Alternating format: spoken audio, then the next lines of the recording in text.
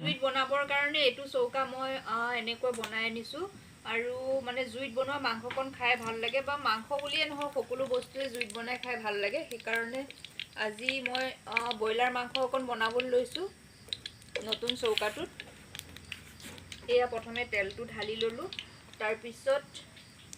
একেটা বাটিতে নহৰু আদা পিঁয়াজ গোটেইখিনি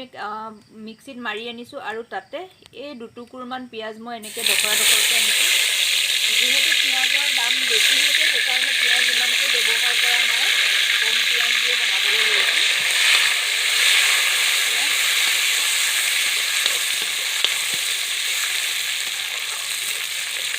পিঁয়াজৰ যিহেতু জুই চাই দাম হৈছে ইমান বেছি পিঁয়াজ ঢালিব নোৱাৰোঁ আৰু নামমাত্ৰকৈ খাব লগা হৈছে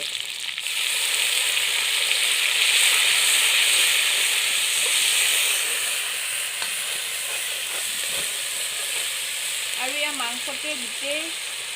হালধি নিমখ জলকীয়া গুড়ি জালুকৰ গুড়ি জিৰা গুড়ি গোটেইখিনি মই মিক্স কৰি লৈছোঁ আৰু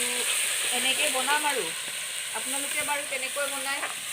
কমেণ্ট কৰি জনাবচোন এয়া দেখিছে ৰখীয়া কেনেকৈ মাংস হ'ব খামকৈ ৰৈ চাই আছে এয়া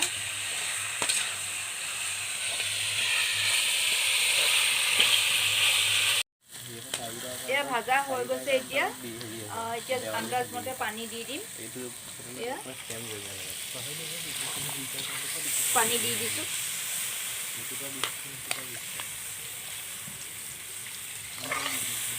ইমান এয়া মোৰ এতিয়া মাংস তৰকাৰী